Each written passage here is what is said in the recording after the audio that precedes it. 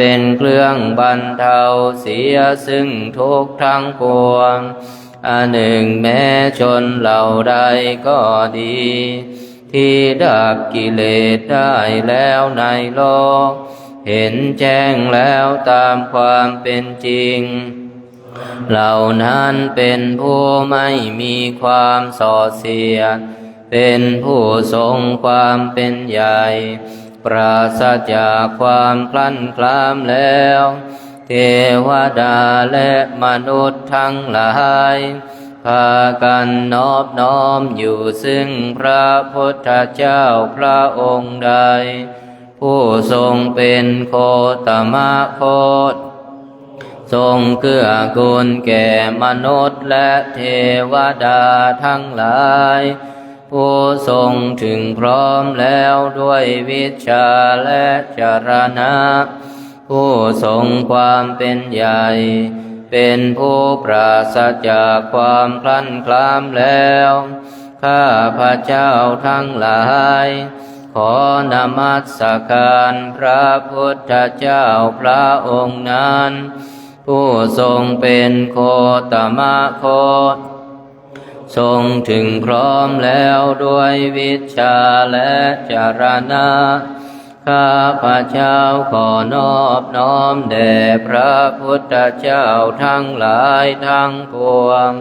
ผู้แสวงหาคุณอันใหญ่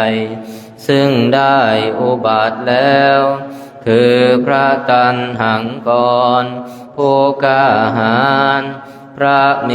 ธังกรผู้มียศใหญ่พระสารนังกรเกื้อกูลแก่โลกพระทีปังกรผู้ทรงไว้ซึ่งปัญญาอันรุ่งเรืองพระโกณทัญญาผู้เป็นประมุขแก่หมู่ชนพระมังคลา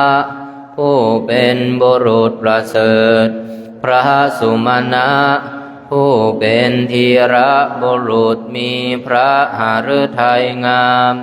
พระเรวตะผู้เพิ่มพูนความยินดีพระโสภิตะผู้สมบูรณ์ด้วยพระคุณพระอนุมัติสีอุดมอยู่ในหมู่ชนพระปฐุมะผู้ทำให้โลกสว่างพระนารถะผู้เป็นสารถีประเสริฐพระปฐุมุตตระผู้เป็นที่พึ่งของหมู่สัตว์พระสุเมธะผู้หาบุคคลเปรียบมิได้พระสุชาตะ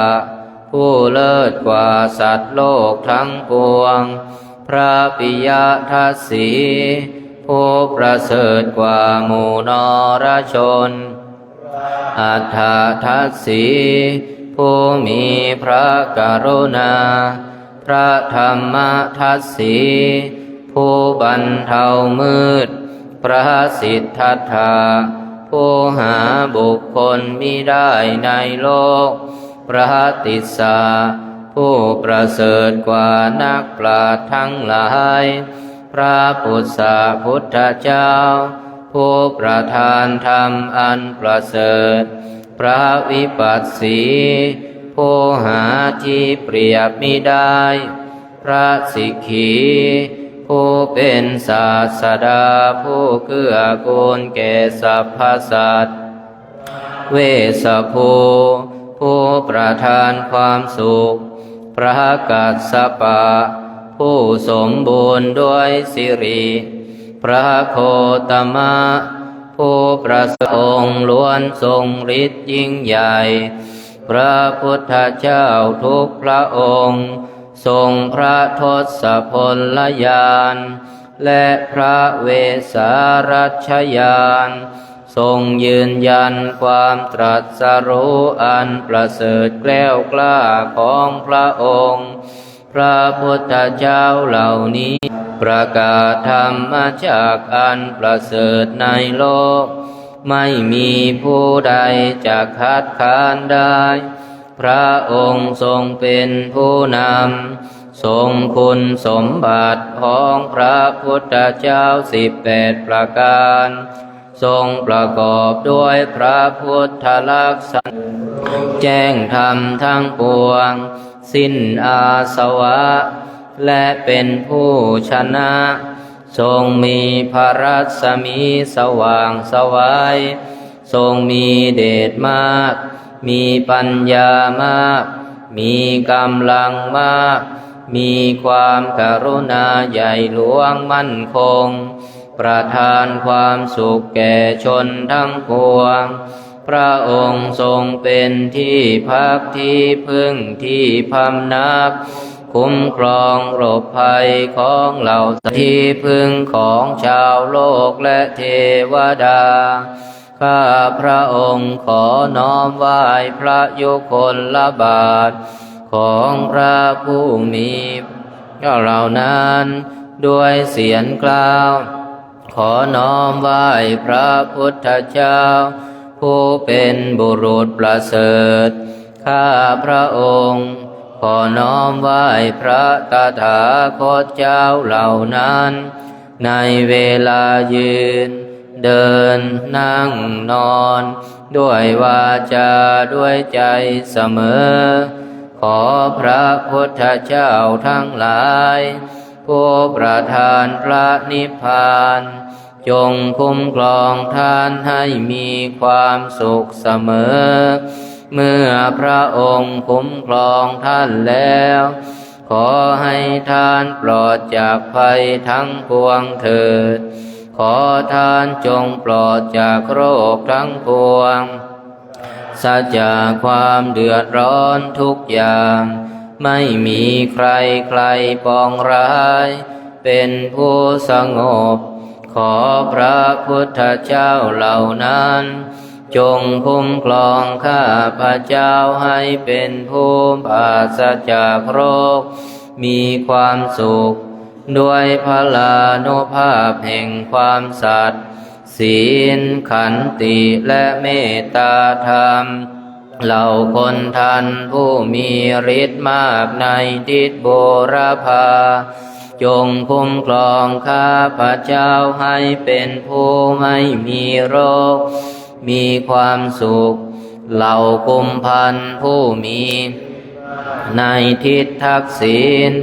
จงคุ้มครองข้าพระเจ้าให้เป็นผู้ไม่มีโรคมีความสุขเหล่านาคผู้มีฤทธิ์มากในทิศประชิมจงคุ้มครองข้าพระเจ้าให้เป็นผู้ไม่มีโรคมีความสุขเหล่ายักษ์ผู้มีฤทธิ์มากในทิศอุดรคุ้มครองข้าพระเจ้าให้เป็นไม่มีโรคมีความสุขท้าวทัตตรสเป็นผู้รักษาโลกในทิศบูรพาท้าววิรุฬ6รักษาโลกในทิศทักษิณท้าววิรูปักษ์รักษาโลกในทิศประชิมท้าวกุเวนรักษาโลกในทิศอุดรขอมหาราชผู้รักษาโลกทั้ง4พระองค์ผู้มีบริวารมากดังกล่าวจงคุ้มครองให้เป็นผู้ไม่มีโรคมีความสุขขอเหล่าเทวดาและนาคผู้มีฤทธิ์มากสถิตอยู่ในอากาศและบนพื้นดินจงคุ้มครองข้าพระเจ้าให้เป็นผู้ไม่มีโรคมีความสุขขอเทวดาผู้มีฤทธิ์มากอาศัยอยู่ในพระศาสนานี้จงคุ้มครองให้เป็นผู้ไม่มีโรคมีความสุขสรณะอื่นของข้าพระเจ้าไม่มีพระพุทธเจ้าพระธรรมและพระสงฆ์เป็นสรณะอันประเสริฐของข้าพระเจ้าด้วยการกล่าวคำสัตย์นี้ข อชัยมงคลจงมีแก่ท่านรัตนะอันใดในโลกมีมากมายหลายอย่างรัตนะที่เสมอด้วยพระพุทธรัตนะธรรมรัตนะพระสังฆรัตนะย่อมไม่มีเพราะเหตุนั้นขอความสวัสดีจงมีแก่ท่านเพราะทำความเคารพพระพุทธรัตนะอันเป็นดังโอสถอันอุดมประเสริฐเป็นประโยชน์แก่เทวดาและมนุษย์ทั้งหลายด้วยเดชแห่งพระพุทธสวัสดีสัพพะอุปัฏฐวะทั้งหลายจงพินาศไปขอทุกข์ทั้งหลายของท่านจงสงบไปเพราะทำความเคารพพระธรรมรัตนะอันเป็นดังโอสถอันอุดมประเสริฐสำหรับระงับความกระวนกระวายมาสวัสดีขอสัพพะอุปัฏฐวะทั้งหลายจงพินาศไปขอภัยร้ายทั้งหลายของท่านจงสงบไปเพราะทำความเคารพพระสังฆรัตนะอันเป็นดังโอสถอันประเสริฐควรแก่การบูชาควรแก่การต้อนรับด้วยวัตถุด้วยขอโรคทั้งปวงจงพินาศไปขอท่านอย่าได้มีอันตรายมีผู้มีความสุขมีอายุยืนประการคืออายุวันนะสุขภละย่อมเจริญแก่บุคคลผู้นอบไหว้และอ่อนน้อมต่อผู้ใหญ่เป็นนิจอันธรรมยังกรณียเมตตาสุตังพนามาเสกะโรจะโสวัจโยจะธรรมโดอนาติมานีกุลบุตรผู้ฉลาดในสิ่งที่เป็นประโยชน์มุ่งหมายจะบรรลุสันตบุตรอยู่เสมอจะพึงทำก็คือเป็นคนกล้าเป็นคนซื่อเป็นคนตรงว่าง่ายอ่อนโยนไม่เย่อหยิ่งสันตุสโกอินทรีย์อันสงบระงับมีปัญญารักษาตนไม่ขนองไม่คลุกคลีกับสกุลทั้งหลายนาจักขุทังสมาจเรกินจิเยปะเรอุปวัฏยงสุขิโนเคมิโนโหนตุสุกายสบายใจมีแต่ความเกษมสำราญเถิดเยเกจิปานาภูตาทิตาสาวาทาวราวาอนวัง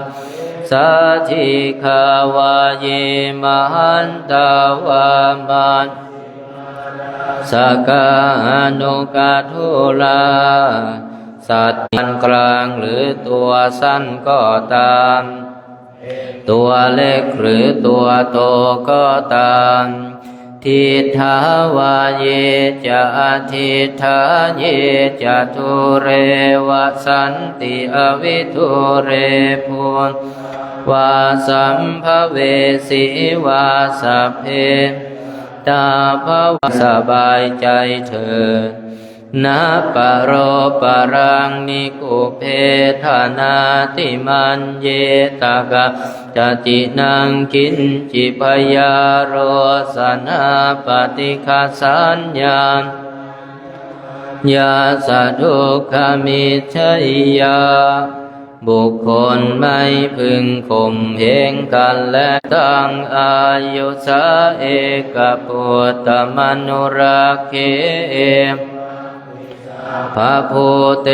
สุมาณสัมภาวะเยอปริมาณังมารดาถนอมบุตรคนเดียวผู้เกิดในตนทังอุทังอโทจติริยันจะสัมภาอเวรังอสัพพตังพึงเจริญเมตตาจิตอันกว้างใหญ่หาขอบเขตมิได้ไม่คิดผูกเวรไม่มีศัตรูคู่ภัยไปในอาโหผู้เจริญเมตตาจิตนั้นจะยืนจะเดินจะนั่งจะนอนตลอดเวลาที่เมตตานี้เป็นพรหมวิหารทิฏฐินจะอนุปคัมมศีลวัฏทัสสเนนะสัมปันโนวินัยเขทังนะหิชาตุขปัสสยังปุณเรติติทะแน่แท้เปิดหนังสือไปหน้าที่91นะครับหันธรรมยังสัพพปฏิทานาคาทายโยพนามาเสปุญญาสิทานิกาตาสยานัญญานิกาตานิเมนิประมาณจงมีส่วนแห่งบุญพระเจ้าได้ทำในบัดนี้และแห่งบุญอื่นที่ได้ทำไว้ก่อนแล้วเยปิยาคุณวันปิตาทโยทิธาเมจะปายะทิธาวะอัญเยมัจจตะเวริโนคือจะเป็นสัตว์เหล่าใดซึ่งเป็นที่รักใคร่และมีบุญคุณเช่นมารดาบิดาของข้าพระเจ้าเป็นต้นก็ดีที่ข้าพระเจ้าเห็นแล้วหรือไม่ได้เห็นก็ดีสัตว์เหล่าอื่นที่เป็นกลางกลางหรือเป็นคู่เวรกันก็ดีสัตตาติทันติโลกัสโตอยู่ในภูมิทั้งสามอยู่ในกำเนิดทั้งสี่มีขันธ์ห้าขันธ์มีขันธ์เดียวสี่ขันธ์กำลังท่องเที่ยวอยู่ในภพน้อยภพใหญ่ก็ดียาตังเยปฏิทานัมเมอนุโมทันตุเตสยังเยจิมังนัปปชานันติเทวาเตสังนิเวทโยงสัตว์เหล่าใดรู้ส่วนบุญที่พระเจ้าแผ่ให้แล้วสัตว์เหล่านั้นจงอนุโมทนาเองเถิดส่วนสัตว์เหล่าใดยังไม่รู้ส่วนบุญนี้เทวดาทั้งหลายจงบอกสัตว์เหล่านั้นให้รู้มายาทินนานะปุญญานังอนุโมทนาเหตุนาสัพเพสัตตาสัทธาโหนตุอเวราสุขชีวิโนเขมาปะทันจะปะปนตุเตสะสะชิสะตังโสภาเพราะเหตุที่ได้อนุโมทนาส่วนบุญที่พระเจ้าแผ่ให้แล้วสัตว์ทั้งหลายทั้งปวงจงเป็นผู้ไม่มีเวรอยู่เป็นสุขทุกเมื่อถึงบทอันเกษมกล่าวคือพระนิพพานความปรารถนาที่ดีงามของสัตว์เหล่านั้นจงสำเร็จเถิดพุทธาราธนานังธัมมาราธนานังสังฆาราธนานัง อัปปมาโนพุทโธอัปปมาโนธัมโมอัปปมาโนสังโฆนะโมพุทธายะนะโมธัมมายะนะโมสังฆายะพุทโธเมนะโธธัมโมโธสังโฆเมนะโธพุทธบูชาธัมมบูชาสังฆบูชานิพพานปัจจโยโหตุ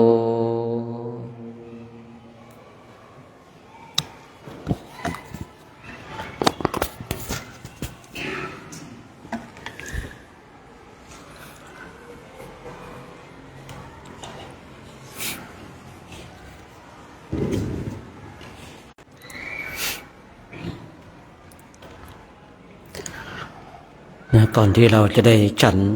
ภัตตาหารมาบำเพ็ญเพียรภาวนากันสักระยะหนึ่ง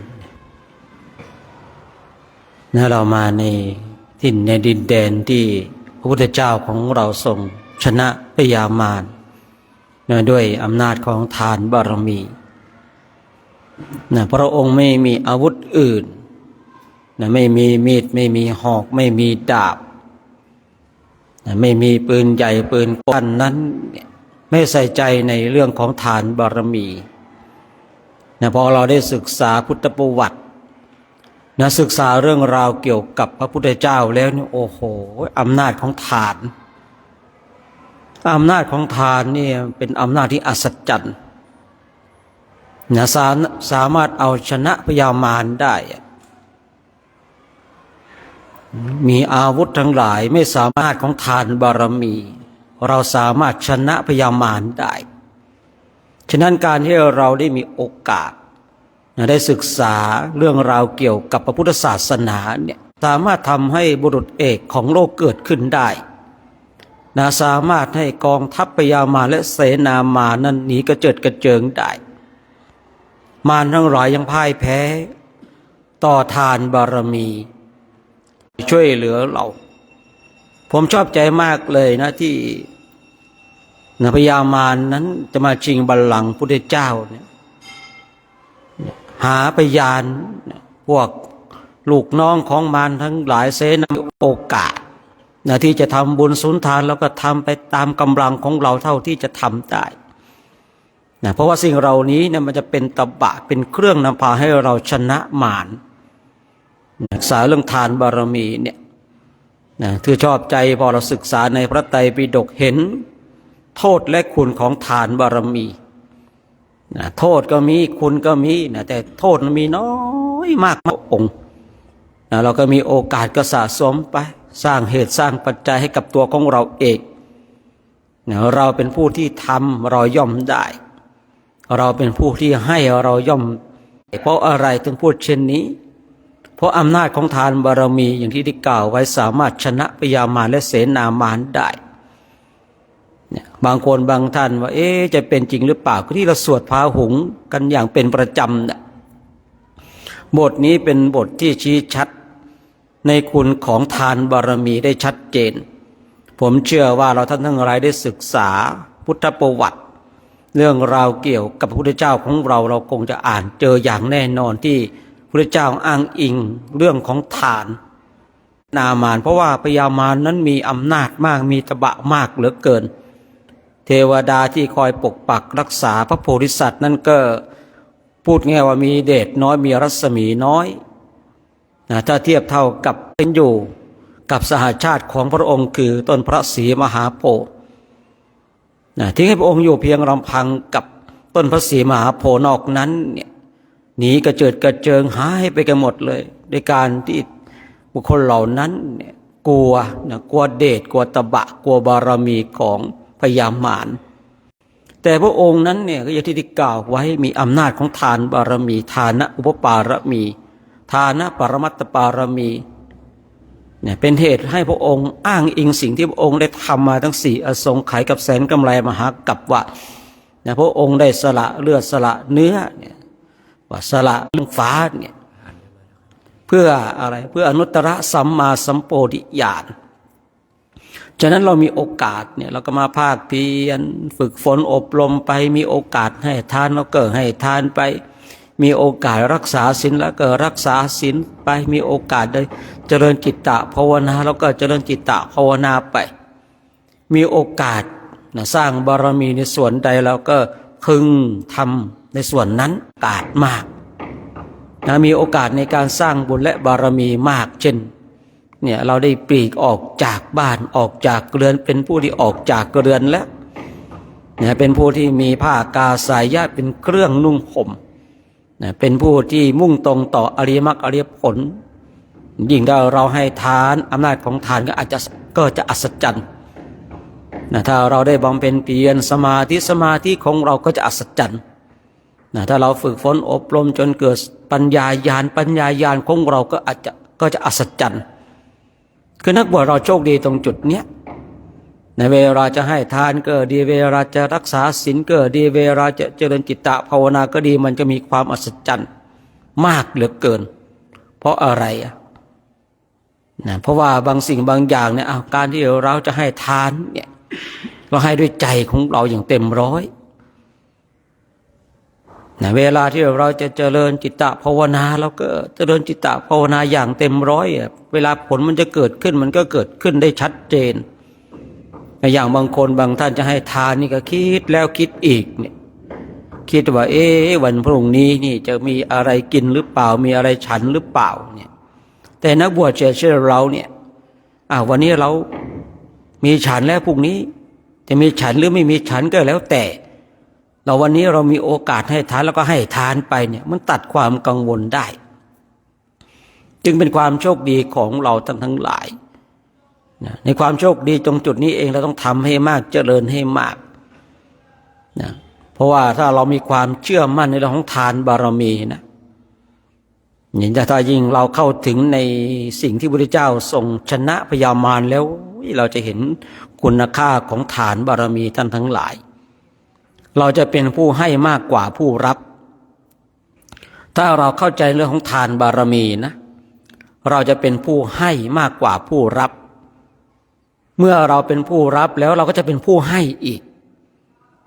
แต่ถ้าบุคคลหนึ่งบุคคลใดไม่เข้าใจในเรื่องของทานบารมีจะเป็นผู้รับอย่างเดียวยากเหลือเกินที่จะเป็นผู้ให้เพราะบุคคลเหล่านั้นกลัวและไม่ได้เชื่อมั่นในเรื่องของทานบารมีคนที่ไม่เชื่อมั่นในเรื่องของทานบารมีเนี่ยคือพูดง่ายว่าเป็นคนที่ตระหนี่จะทำบุญสุนทานในแต่ละครั้งก็คิดแล้วคิดอีกตรองแล้วตรองอีกตึกแล้วตึกอีกบางทีก็ถูกมัจฉริจิตที่มันตระหนี่ขัดขวางทำให้เราหมดโอกาสในการสร้างทานบารมีแต่ถ้าบุคคลหนึ่งบุคคลใดก็ตามเชื่อมั่นในทานบารมีนะบุคคลนั้นจะเป็นผู้ให้ยิ่งถ้าเราได้ศึกษาในเรื่องราวเกี่ยวกับพระโพธิสัตว์พระองค์ให้ทานเนี่ยโอ้โหอย่างในพระชาติสุดท้ายของพระพุทธเจ้าของเราคือพระเวสสันดรให้ทานมีความเชื่อมั่นและยังมีความเชื่ออย่างเต็ม100%ว่าผลแห่งทานที่ตนเองได้ทำย่อมนำพาให้ตนเองได้เป็นพระสัมมาสัมพุทธเจ้าเนี่ยมีความเชื่อมั่นถึงขนาดนี้นะจึงเป็นผู้ให้จึงเป็นผู้ให้ตลอดระยะเวลาที่พระองค์ได้สร้างบำเพ็ญเพียรอย่าง4 อสงไขยกับแสนกำไรมหากาพย์พระองค์เป็นผู้ให้ตลอดเลยนะให้ชีวิตบ้างให้ดวงตาบ้างให้เลือดให้เนื้อเป็นทานให้ทรัพย์ภายนอกบ้างให้ทุกอย่างเลยจนในประชาติสุดท้ายที่พระองค์ได้เป็นพระสัมมาสัมพุทธเจ้าแล้วอำนาจของทานบารมีก็ส่งผลให้กับพระองค์เนี่ยคือเราต้องมาศึกษานะแต่บางคนบางท่านเนี่ยไม่เชื่อมั่นในเรื่องของทานบารมีเราต้องศึกษาให้ชัดเจนถ้าเราศึกษาชัดเจนแล้วจะเป็นอย่าง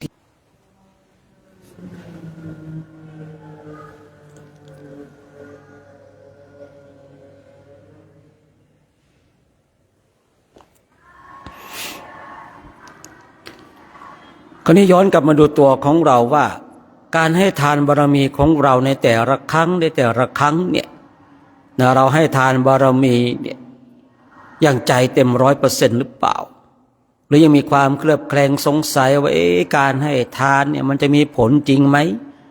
เราจะมีความเชื่อมั่นได้ขนาดไหนว่าการให้ทานแล้วเนี่ยเป็นเรื่องที่ดีเนี่ยถ้าเรายังมีความเคลือบแคลงสงสัยเช่นนี้เนี่ยเราต้องมาปรับที่ไหนปรับที่จิตของเราเองศึกษาศึกษาพุทธประวัติศึกษาเรื่องราวของพุทธศาสนาศึกษาเรื่องราวของพระพุทธเจ้าของเราศึกษาเรื่องของทานบารมีทำไมเราต้องศึกษาเรื่องทานบารมีล่ะเราจะได้มีความเชื่อมั่นว่าอำนาจของทานบารมีนั้นมันดีเหลือเกินมันสามารถส่งผลให้กับตัวของเราเอง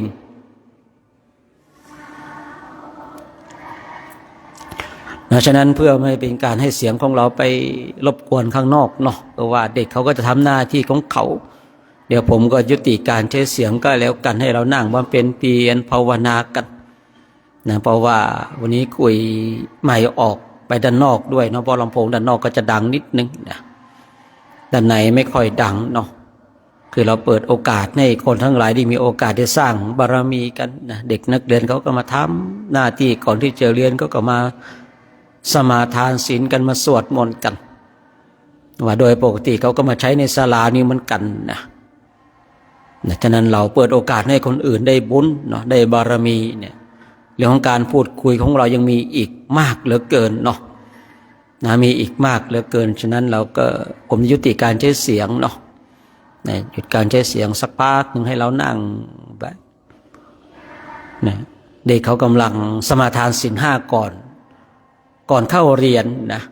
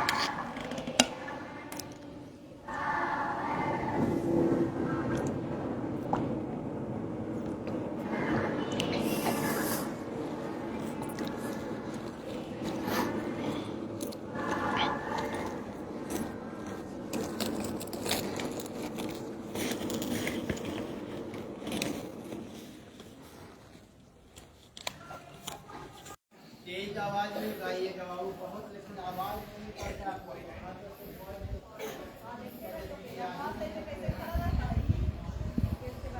तेज आवाज में गाइए सबको मिलकर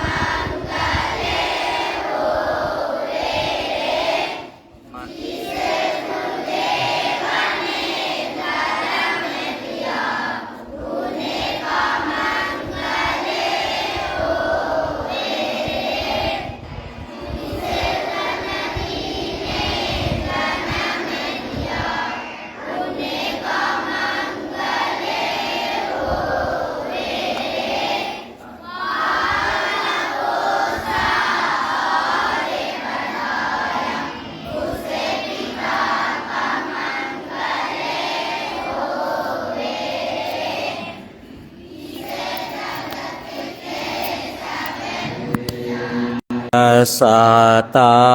งอาเวราโหนตุขอสัพพะสัตว์ทั้งหลายทั้งปวงที่เป็นเพื่อนทุกข์เกิดแก่เจ็บตายด้วยกันทั้งหมดทั้งสิ้นจงเป็นสุขเถิดอย่าได้มีเวรต่อกันและกันเลยอาพยาปัจจาโหนตุจงเป็นสุขเถิดอย่าได้บาดเบียดเบียนซึ่งกันและกันเลยอานิคาโหนตุจงเป็นสุขเถิดอย่าได้ความทุกข์กายทุกข์ใจเลยโสขีอาตานังปริหารันโตจงมีแต่ความสุขกายสุขใจรักษาตนให้รอดพ้นจากทุกข์โทษเวรภัยอันตรายทั้งปวงจงทุกข์ทั่วหน้าเถิดกาตังปุญญาภารังไมหังสาเพภาเกียปวันตุเตขอสัพพะกวงเหล่านั้นจงเป็นผู้มีส่วนได้เสวยผลบุญที่ข้าพระเจ้าทั้งหลายได้บำเพ็ญแล้วนี้เถิดเดี๋ยวเราจะได้กราบพระพร้อมกันเนาะคุกเก่าขึ้นนะ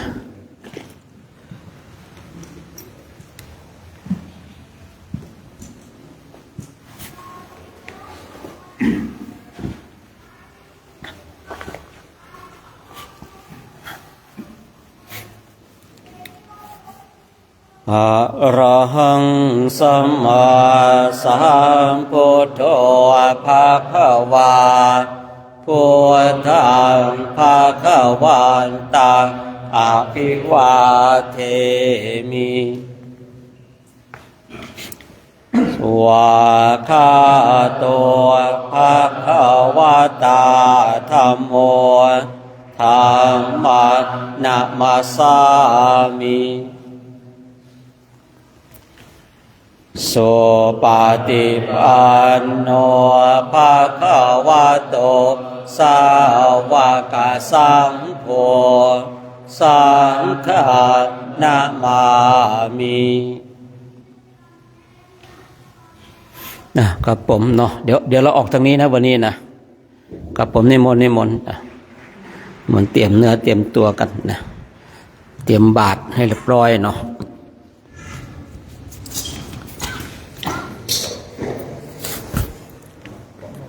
จะมานอ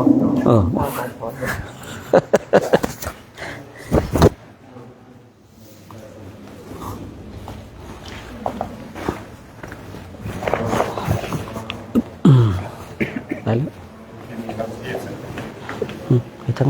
ไปทั้งนี้เข้าอยู่ตรงนี้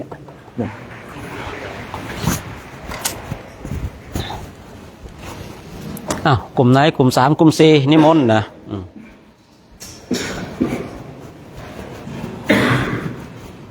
ตอนนี้คณะพระภิกษุสงฆ์ก็กำลังออกพิจารณาอาหารกันเนาะญาติโยมก็มาร่วมอนุโมทนาบุญกุศลกันในช่วงเช้าของวันนี้คือวันที่10นะโอ้โหเด็กตบมือเลยนี่เราออกมานะก็ตบมือเรื่องเขากำลังคุยคุยเรื่องราวทั้งหลายเนาะแดดจ้าเลยวะนี่ฮะ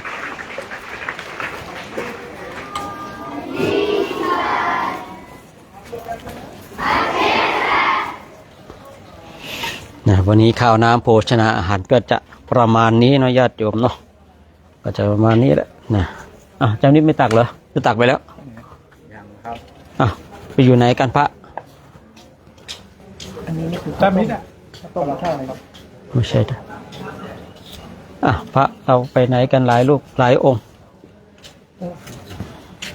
ซ่อมเครื่องซ่อมเครื่องไม่เสร็จเครื่องกรองน้ำ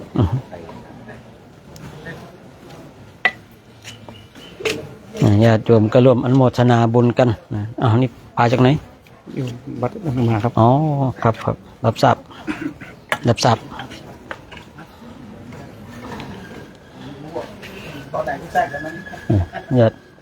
ญาติโยมก็ร่วมอนุโมทนาบุญกันเนาะวันนี้ก็มีเจ้าภาพหลายท่านหลายอย่างเหมือนกัน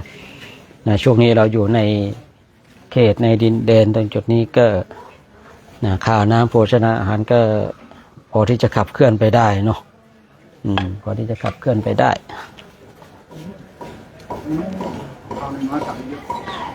ฉะนั้นทุกคนทุกท่านวันนี้กับข้าวหลากหลายญาติโยมกับข้าวหลากหลายพอได้อยู่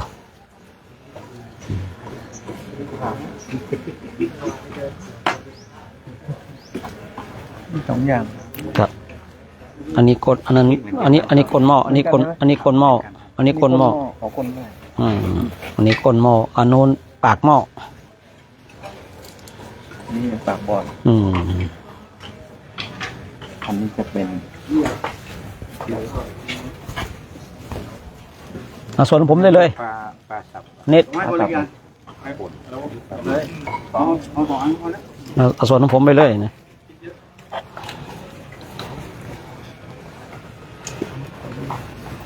ผ่านมาตั้งหลายไม่เอาเนี่ยดูในชีวิตผมเนี่ยกะหรี่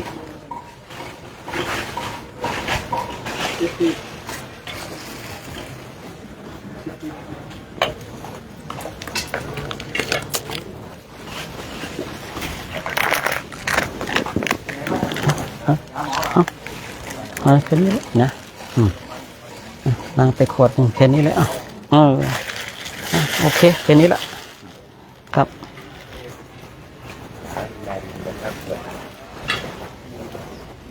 ตอนนี้คณะพระภิกษุสงฆ์ก็กำลังพิจารณาอาหารตักอาหารกันเนาะญาติโยมก็ร่วมอนุโมทนาบุญกันร่วมอนุโมทนาบุญกุศลกันตอนนี้ก็ทั้ง2 ช่องทางเนาะเพราะว่าตอนนี้ก็คือพูดง่ายๆว่าเราไลฟ์สดได้เฉพาะของเฟซอย่างเดียวเนาะของเฟซอย่างเดียวเนี่ยโมทนากับญาติโยมทุกคนน่าจะเข้ามาร่วมกันได้สร้างบารมีด้วยกันในช่วงพักเช้าคือเราอยู่ประเทศอินเดียเนี่ยเราจะต้องทำใจเรื่องของสัญญาณโทรศัพท์นิดหนึ่งนะบางวันนี่ก็สัญญาณดีนะบางช่วงก็สัญญาณไม่ดีถ้าสายแบบนี้สัญญาณจะไม่ค่อยดีแล้วเพราะจะมีการดึงสัญญาณกันอันนี้เป็นเรื่องปกตินะทำใจชมไลฟ์สดในประเทศอินเดียนี่ต้องทำใจในญาติโยมนะต้องทำใจถ้าเราทำใจได้แล้วเราก็ปรับไปตามสถานการณ์อาจจะชัดบ้างไม่ชัดบ้างอาจจะชัดบ้างไม่ชัดบ้างนะอันนี้ก็ว่ากันไปนะ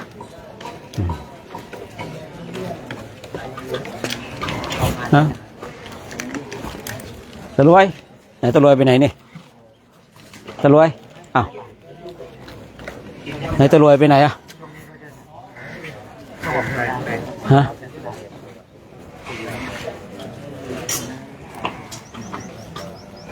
สองเขาว่าสองว่างั้นนะสองปั๊มรู้ผมจะถามตะรวยเนี่ยฮะขนมอันหรือสองบอกก็ต้องค่อยบอกกับผมก็ไม่รู้นี่ผมก็หยิบไปอันเดียวนะเมื่อกี้เนี่ยตักหน้าเขาไม่ใช่จะหยิบได้สองสามนะไม่รู้เลยเขาไม่บอกขนมสองครับขนมสองด้านในเหมือนกันครับแตกต่างเฉพาะด้านนอกครับผมขนมนะ ครับขนมสองนะครับผม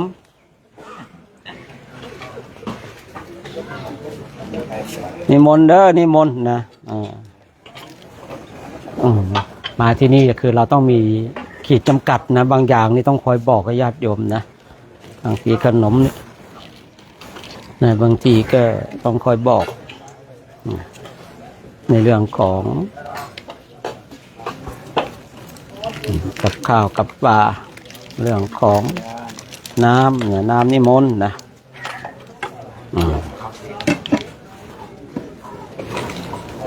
นี่เราก็เห็นพระภิกษุสงฆ์เรากำลังตักอาหารกันนะญาติโยมเนาะ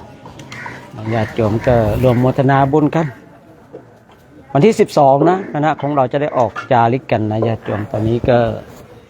ยังอยู่ในวัดการเตรียมเนื้อเตรียมตัววันนี้ก็จะมีการโกนผมนะเพราะว่าจะมีหน้าทางการบวชสองครับด้านในเหมือนกันครับด้านนอกอาจจะแตกต่างสีกันนี่สีออปชั่นครับเจ้าภาพนำเอาพัฒหารมาร่วมถวายสองครับผมกว่าบงจะเอา3อีกนะ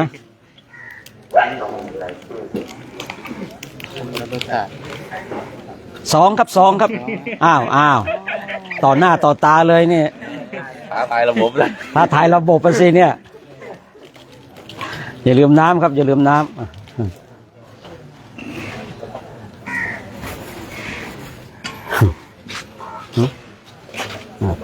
ครับเราก็ได้รับเมตตาเปิดคุณพระมหาเทพครับหรือว่าครับผมเจ้ามาวัดไทยมงคลแล้วก็คณะสงฆ์และสายญาติโยมในการต้อนรับเป็นการจาริกธรรมตามรอยบาทพระศาสดาโดยเป็นคุณพ่อพระครูจิรธรรมปราโมทย์นี้ก็ได้มาอาศัยไปอาศัยเมตตาจากเดี๋ยวเราเข้าไปด้านในกันดีกว่าเนาะเอาไม้ไปติดไม้จำสักเลยนะติดตอนนี้เหรอไม่ใช่ตอนนี้เอามานี่ไปกับตอนนี้ไปพร้อมนะไปพร้อมเลยก็เป็นกิจกรรมของพระภิกษุกับที่เดินทางมาในต่างแดนท่านเป็นพระธรรมทูตเป็นครูบาอาจารย์ในพระธรรมทูตเยเนปาลก็เลยเราก็อาศัยความอนุเคราะห์จากพระเดชพระคุณทำได้ในการต้อนรับที่การต่อเติมพุทธศาสนาเราพุทธศาสนาเราต้องไก่ล้างเด้อไก่ล้างเด้อ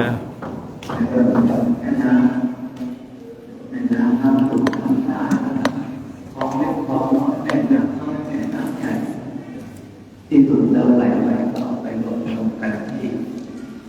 มาทั้งหมดเป็นอันเดียวกันพุทธศาสนานั้นมาในว่าพวกนั้นจะเป็นคนต่างใจต่างใจ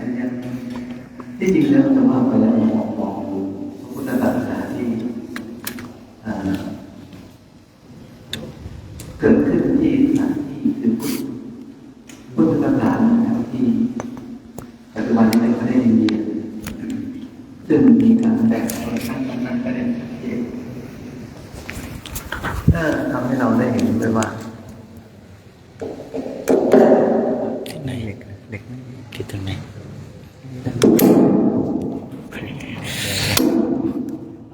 อยู่นะ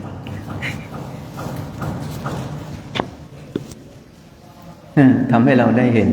ถึงความที่พระองค์เวลาพระพุทธศาสนาเกิดขึ้นแล้วเนี่ยย่อมตรัสจักคือความจริงความจริงจะทำลายสิ่งที่เรายึดถือชอบใจคนที่ก็ทำกันตามความรู้สึกผู้คนเขาคล้ายๆกับที่กับผมเคยบอกว่าอารมณ์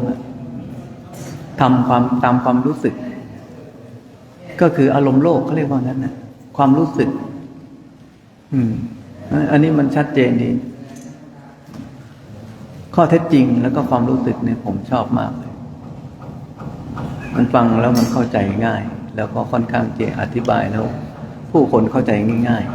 ๆแล้วไม่ต้องไปใช้สับแสงอะไรมากมายฟังนี้ปุ๊บรู้เลยข้อเท็จจริงก็เป็นหลักธรรมนั้นในสมัยนั้นโลกเขาก็ทำตามความรู้สึกอย่างที่เราลงไปที่พุทธต้นพระศรีมหาโพธิ์ลงไปแล้วเราก็ไปเจอเสาหลักเสาหินแสดงตำแหน่งของต้นอัชฌปาลนิโคตตอนนั้นที่พระองค์ทรงพบกับพราหมณ์ภูหุกชาติเนี่ยเขามาถามถึงความเป็นพราหมณ์บุคคลเช่นใดชื่อว่าเป็นพราหมณ์ที่จะเป็นพราหมณ์ด้วยเพราะเหตุอะไรจึงเป็นพราหมณ์ความจริงแล้วเขาถามกระทบเพราะว่าเขาเป็นพราหมณ์มาแต่กำเนิดพราหมณ์นี่ก็ถือว่าเขามาแต่กำเนิดเกิดมาในตระกูลพราหมณ์เพราะฉะนั้นคนที่จะอ่านพระคัมภีร์ได้เนี่ยจะต้องคัมภีร์พระเวทจะต้องเป็นพราหมณ์เท่านั้นถ้าไม่ใช่พราหมณ์ไปอ่านไม่ได้วรรณะอื่นไปอ่านถ้าอ่านก็ให้ควักลูกตาครับแล้วก็ตัดลิ้นเนี่ยนี่เป็นลักษณะของอัตตนิยมลักษณะอัตตนิยมแล้วก็ถือชนชั้นกันอย่างเงี้ยอย่างที่เราได้ศึกษากันในวรรณะสี่นั่นแหละโอ้ลำบากมากเลยคนในสมัยนั้นถึงขนาดที่เรียกว่าถ้าเป็นจันทานี่โอ้โหมันเหมือนกับเราเกิดมาในสังคมแล้วก็เราไม่สามารถจะพูดคุยสนทนาหรือว่าเข้ากับเขาได้ก็เป็นลักษณะอาภัพอย่างหนึ่งเหมือนกันเป็นการทำร้ายจิตใจกันอย่างที่เรียกว่าร้ายแรงรุนแรงแต่เพราะว่าสังคมมันเป็นอย่างนั้นส่วนใหญ่คนก็จะถูกเรียกว่าบัญญัติคือการแต่งตั้งบัญญัติเราตกลงกันเป็นยังไงก็จะเป็นอย่างนั้นนี่วรรณะใครเป็นวรรณะอะไรก็แสดงกันเขียนเป็นตำรับตำรากันเกิดจากปากของพระพรหมนี่เกิดจากพระกรเกิดจากสีข้างอย่างเงี้ยเกิดจากพระบาทพวกสูตรเนี่ยปลูกไร่ปลูกพืชทำไร่ทำนาไปกรรมกรงอกเหนือนั่นก็เป็นจันทานเนี่ยก็ไปเอาแล้วลัทธินิยมประเภทนี้เนี่ยความเห็นนี้ก็ฮินดูเขาก็มันก็มาจากศาสนาพราหมณ์ปริวัติมาเป็นศาสนาฮินดูถ้าเราไปที่ลุมพินีก็จะเห็นแม้แต่ว่าพระนางสิริมหามายาเวลาที่ประสูติพระมหาบุรุษพระราชกุมารเขาก็ออกจากทางสีข้างก็เป็นลัทธิเขาเรียกว่าเป็นคตินิยมของฮินดูมันก็ส่งผลมากเรื่องเกี่ยวกับชนชั้นและก็วรรณะแต่พอพระพุทธศาสนาอุบัติขึ้นในโลกก็ทำให้เป็นการเขาเรียกว่าหมุนกลับย้อนกลับท่านพูดความจริงพระองค์เดียวเท่านั้นน่ะก็มีบุคคลคนเดียวเนี่ยที่พูดไม่เหมือนคนในโลกก็คือองค์สมเด็จพระบรมครูของเราพระผู้มีพระภาคเจ้าของเรานี่คนเดียวพูดในท่ามกลางที่คนทั้งโลกเขาพูดไปทั้งโน้นพระองค์เท่านั้นน่ะยืนปักหลักมั่นอยู่ทวนกระแสดังนั้นวันที่แสดงธรรมจักรกับปวัตตนสูตร โอ้พอพระองค์ทรงแสดงเท่านั้นนะพออัญญาโกณฑัญญะรู้นะพระโกณฑัญญะรู้เท่านั้นนะพระองค์ทรงเปล่งอุทานในขณะนั้นเลยนะโอ้อัญญาติวัตโพโกณฑัญโยอัญญาโกณฑัญญะรู้แล้วหนอโกณฑัญญะรู้แล้วหนอดีใจมากถ้าพูดภาษาเรานะถึงขนาดเรียกว่าเปล่งเป็นพุทธอุทานออกมาคือหมายความว่าเกิดถ้าจะพูดถึงอารมณ์ของโลกอย่างเราคือดีใจมากถึงขนาดต้องอุทานออกมาโกณฑัญญะรู้แล้วหนอโกณฑัญญะรู้แล้วหนอก็พระองค์ยืนอยู่เพียงผู้เดียวอย่างเงี้ยมันพิจารณาลึกซึ้งถึงขนาดที่เรียกว่าไม่อยากแสดงธรรมพูดออกอะไรออกไปแล้วใครก็จะไปรู้เรื่องที่เราตรัสรู้นี่มันลึกซึ้งใครจะไปรู้ได้นะพูดไปเขาก็ฟังไปอย่างนั้นแหละมันไม่เข้าใจคือมันเหมือนกับเหงาเหมือนกันคล้ายๆถ้าพูดไปตามภาษา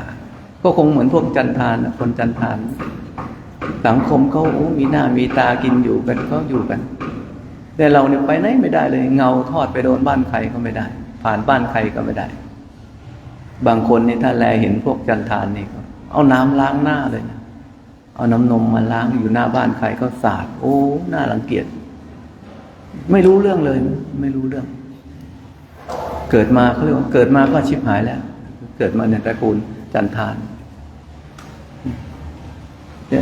ที่เราไปตรงต้นอาชาปารานิโครตรงลงบันไดลงมานั่นน่ะชอบใจตรงนั้นมาก บุคคลนะครับพราหมณ์ใดลอยบาปจะได้ไม่มีกิเลสดุจน้ำย้อมฝาดนะ ควรที่จะเรียกบุคคลผู้นั้นผู้ไม่มีกิเลสดุจน้ำย้อมฝาดไม่เป็นคนมักโกรธตวาดผู้อื่นว่าหึ่ผู้นั้นแหละควรเรียกว่าเป็นพราหมณ์เขาเป็นพราหมณ์เพราะว่าไม่ได้เพราะชาติกำเนิด หมายความว่าต้องลงมือทำพูดเลยนะครับวันนี้ก็ขออนุโมทนาให้พรวันนี้ขออนุโมทนากับเจ้าภาพกับเจ้าภาพ อันนี้ก็วันที่10นะครับเจ้าภาพถวายภัตตาหารในวันที่10วันนี้ก็ขออนุโมทนากับพระอาจารย์โชคชัยประภัตตโรแล้วก็คณะญาติธรรมนะครับเฟซบุ๊กตกใจเมื่อได้ทำพร้อมด้วยครอบครัวหมิงคำเปงแล้วก็ครอบครัวสิทธิพรแล้วก็พระอาจารย์คำมั่นพร้อมด้วยวัดไทยมคธพุทธวิปัสสนาแล้วก็ยังมีวัดสัมมนาโพธิญาณนะครับพระราชปัญญาเมธีสมชัยกุศลจิตโตปรริญญาธรรม9ประโยคนะครับแล้วก็เป็นด็อกเตอร์แล้วก็ท่านคุณแม่ที่ลาพรใช่ไหมคุณแม่ที่ลาพรจิตภาวนาพิรัตกุลนะครับเป็นเจ้าภาพร่วมกันถวายภัตตาหารเช้าในวันนี้แล้วก็ศรัทธาญาติโยมของโครงการเราด้วยนะที่ได้ตื่นแต่เช้าทำอาหารภัตตาหารนำมาถวายกับพระคุณเจ้าในโครงการจาริกธรรมตามรอยบาทพระศาสดาในวันนี้นะครับก็ขอท่านทั้งหลายจงเป็นผู้มีความสุขความเจริญความรุ่งเรืองในพระพุทธศาสนานะครับให้พวกเราท่านทั้งหลายเจริญไปด้วยศีลสมาธิและปัญญามีความตั้งมั่นไพบูลย์รอบรู้มีสติปัญญาเข้าใจในหลักธรรมพระธรรมคำสั่งสอนขององค์สมเด็จพระสัมมาสัมพุทธเจ้าและให้พวกเราท่านทั้งหลายที่ได้เป็นเจ้าภาพในวันนี้จงเป็นผู้ปราศจากทุกโศกโรคภัยอุปสรรคใดๆก็ขออย่าได้มากล้ำกลายให้ท่านทั้งหลายจงพากันเจริญด้วยอายุวรรณะสุขะพละปฏิภาณธนสารสมบัติจงทั่วกันทุกคนทุกท่านเถิดยะถาวาริวหาปุราปริปุเรนติสาครังเอวะเมวะอิโตทินังเปตานังอุปกัปปติอิจิตังปฏิตังตุมหังคิปะเมวะสมิจฉันตุสัพเพปุเรนตุสังกปาจันโทปนรโสยถามณิโชติรโสยถาสัพพิติโยวิวันจันตุสัมภโรโควินาศตุมาเนภวันว วันตรายโยสุขีทีขายุโกภวะอภิวาทนาสีสันนิจังวุฒาปัญญายิโนจัตตารโอธรรมาวัน ติอายุวันโนสุขังภาลารัตนาตยานุภาเวนรัตนาตยาเตชะสาธุขันโรภพยาเวราโสภาสันตุจุปัฏฐวะอเนกาอันตรายามปิวินาสันตุหัสเสสะโสชยสิทธิธนังลาภังโสทิภคยังสุขังพลังสิริอายุจวันโนจัมโภคังบุญิจยัสสวาสัตวาสาจะอายุจะชีวสิทธิภวันตุเตภวตุสัพพมังราคันตุสัพพเทวตาสัพพพุทธานุภาเวนัสสทธาโสทิภวันตุเตภวันตุสัพพมังคลังราคันตุสัพพเทวตาสัพพธรรมานุภาเวนัสสทธาโสทิภวันตุเตภวันตุสัพพมังคลังราคันตุสัพพเทวตาสัพพสังฆานุภาเวนัสสทธาโสทิภวันตุเตหันธรรมยังตังคณิกปัจเจเวคณปินทปาตังพนามะเสปาติตังรายโยนิโตปินทปาตังปฏิเสวามิเนวะทวายนะมัทธายนะมันทนายนะวิภูสนายะยาวะเทวะอิมาสกายาสถิติยายาปนายาวิหิงสุปรติยาพรหมจริยานุภามายายิปิปุรานังเจเวทันังปฏิหังคามินวันทานังนาอุปาเทสามิยาตราจะเมภวิสติอนวัชชตาจะพาสุวิหารโรจาติกับนิมนต์ฉันพระตาตาปัญญาไตร